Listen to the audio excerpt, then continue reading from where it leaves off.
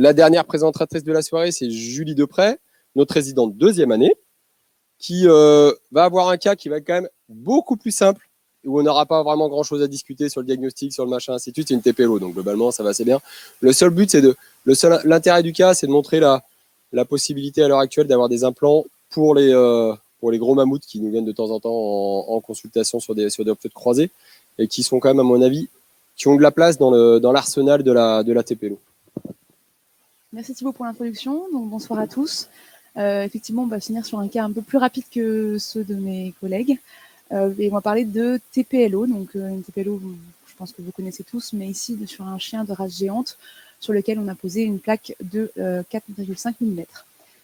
Alors, ce cas parle d'un chien dog allemand, mâle entier de 2 ans, de 75 kg, qui est présenté à la clinique pour une boiterie aiguë du membre pelvien droit qui date depuis 15 jours.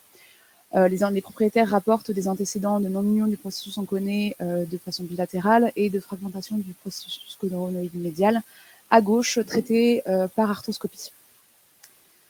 À l'examen orthopédique, on note une boiterie de grade 1 au pas et au trot, un report de poids sur le membre pelvien gauche, une amyotrophie assez marquée sur le côté droit, une déformation des gracets médiales de façon bilatérale, une douleur à l'extension du gracet droit, mais aussi également un tiroir direct et indirect positif de façon bilatérale. Donc, ce qui oriente fortement notre diagnostic sur une rupture du ligament croisé de façon bilatérale. Pour ça, on va confirmer avec les radiographies, surtout du côté droit, puisque c'est le côté qui a l'air de le plus le gêner. On observe sur ces radiographies une arthropathie qui est modérée, une dilatation de la capsule articulaire, ainsi qu'un déplacement crânial du coussinet adipeux. On utilise ces radiographies pour faire une planification chirurgicale. À ce moment-là, on se rend compte que c'est vraiment un très gros chien et qu'il faut qu'on mette une grosse plaque pour stabiliser ces gros os. On a une pente de 26 degrés sur cet animal. On va utiliser une scie de 33 mm pour effectuer une rotation qui va être nécessaire pour revenir à une pente tibiale de 5 degrés, qui sera une rotation de 11 mm. On commence la chirurgie par une arthroscopie, car on aime bien l'arthroscopie à Vétagro-Sup. On observe, grâce à une optique de 2,7, une inflammation et une arthrose qui sont modérées sur les condyles fémoraux, une rupture du ligament croisé crânial qui est partielle, et une absence de lésion méniscale. Une fois cette arthroscopie réalisée, on passe à la TPLO en elle-même. Donc, vous observez ici qu'on a une plaque qui ressemble très fortement à celle qu'on a classiquement, chez Arthrex en tout cas, et qu'on a 4 vis. Alors, on ne voit pas la dernière sur la partie distale, mais 4 vis verrouillées proximalement et 4 vis distalement. En comparaison, cette plaque 4-5 par rapport aux autres plaques Arthrex de toutes les autres tailles, on a beaucoup de points communs, c'est-à-dire qu'elle est caudalisée. On a une plaque qui est faite de telle façon à ce qu'on ait la partie distale qui soit bien alignée avec le fragment distal du tibia et une apposition assez pratique de la partie proximale. On a, comme sur les autres plaques Arthrex, un petit site pour mettre une suture interrotatoire si on a besoin de la mettre. Un petit marquage qui nous aide à placer notre prothèse, notre plaque facilement. Des zones pour mettre des broches pour stabiliser la plaque avant d'installer, de mettre en place les vis. Et elle est low profile pour diminuer l'inflammation des tissus mous proximalement et distalement.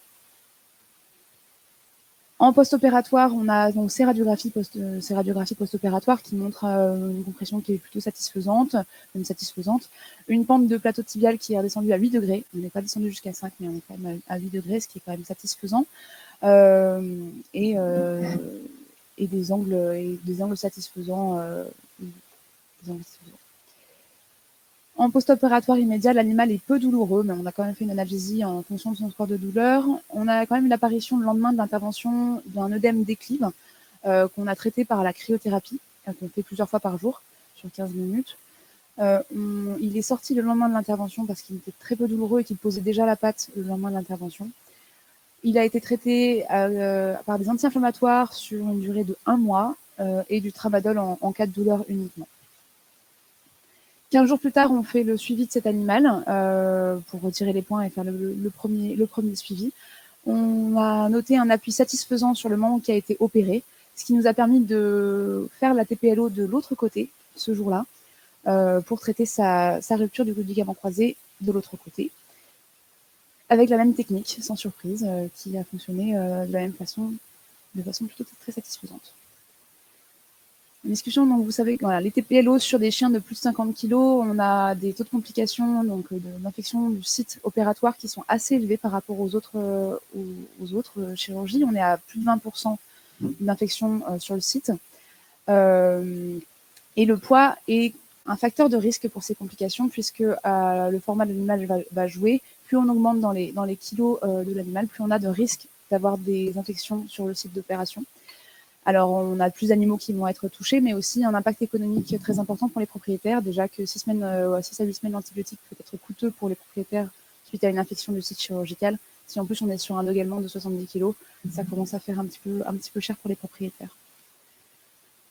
Les TPLO, vous le savez, c'est des animaux d'intervention qui sont quand même très touchés par les infections sur site, puisque à cause de multiples facteurs, mais notamment à cause d'une dissection importante des tissus mous pour placer notre plaque sur le tibia proximal, un recouvrement tissulaire qui est faible en regard de notre plaque, et aussi en lien avec une instabilité possible au niveau du site d'ostéotomie.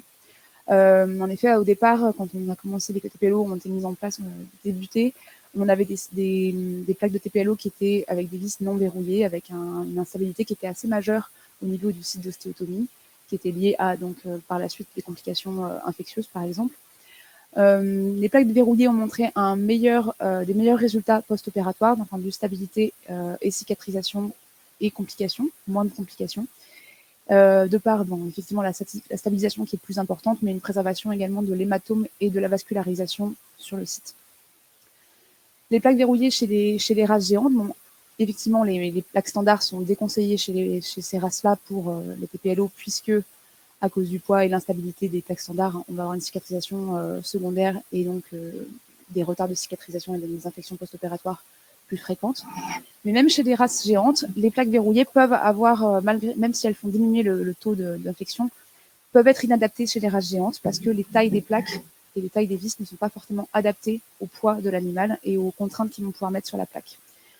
Deux techniques sont principalement utilisées chez les races géantes. On a principalement les plaques 3-5 larges, verrouillées, qu'on peut utiliser seules, mais parfois qui ne sont pas suffisamment grandes et stables pour ces animaux de grande taille. Ou alors utiliser mettre deux plaques pour stabiliser davantage l'animal. L'inconvénient d'utiliser des double plating, donc deux plaques, c'est qu'on va avoir un temps chirurgical qui va être logiquement plus long. Qui dit plus long, dit plus d'infection, mais aussi une dissection des tissus mous qui va être plus importante, donc plus d'infection. C'est pour ça qu'on essaie d'éviter cette technique, même si elle est tentante, puisqu'elle apporte une stabilité meilleure pour l'animal. C'est pour ça que des nouveaux implants ont été développés. Alors moi, je vais vous comparer deux implants qu'on utilise sur les races géantes. La Jumbo de 3,5, mais qui présente l'avantage d'avoir beaucoup plus de trous verrouillés, plus de trous de vissage sur cette plaque, donc 4 proximaux et 5 distaux. Et la plaque Arthrex 4.5 qui présente 4 trous verrouillés proximaux et 4 distaux. Mais moi, après, je vais vous parler de biomécanique parce que c'est surtout ça qui va vous montrer les intérêts des plaques les unes et les autres. C'est qu'on va mesurer la stabilité en fait, d'un implant grâce à ses moments d'inertie. Les moments d'inertie vont être liés sur ces plaques-là, donc aux matériaux, mais aussi aux vis. Et ce moment d'inertie, il est lié au rayon des vis qu'on met à la puissance 4. Et donc, sur les plaques, par exemple, les plaques 3,5 larges, on peut avoir 4 vis, donc de 3,5 verrouillées dans la boule proximale, mettons. Ce qui va nous donner une inertie de 37,5 mm puissance 4. Si on passe à 5 vis en 3,5, comme on a sur la plaque Jumbo en dessous, on va augmenter un petit peu notre inertie, donc notre stabilité et notre résistance de notre plaque, ce qui est satisfaisant, mais qui n'est pas forcément suffisant pour les animaux de race géante et lourds. Et sur nos plaques 4-5, donc on augmente le rayon de notre vis. Et logiquement, effectivement, si on augmente le rayon de notre vis, même si on n'a que 4 vis dans la partie proximale de notre plaque, on va augmenter à un moment d'inertie de 102,5 mm puissance 4, ce qui apportera une stabilité et une résistance supérieure aux plaques. Maintenant, il faut les tester. Et je vous remercie de votre attention.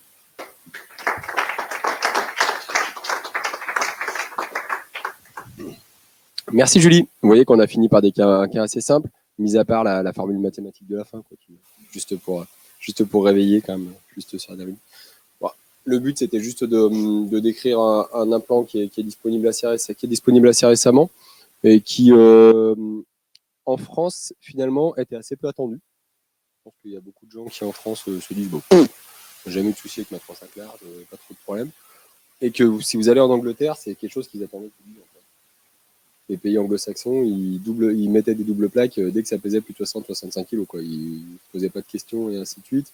Et que du coup, il y a quand même, sans dire que c'est une obligation de passer à la 4.5 sur les gros chiens, je pense qu'il faut se donner le choix en fait, et il faut se donner la possibilité de le faire. Il y a un chien qui pèse 70-80 kg et autres. Pourquoi ne pas utiliser l'implant qui lui soit adapté, quoi.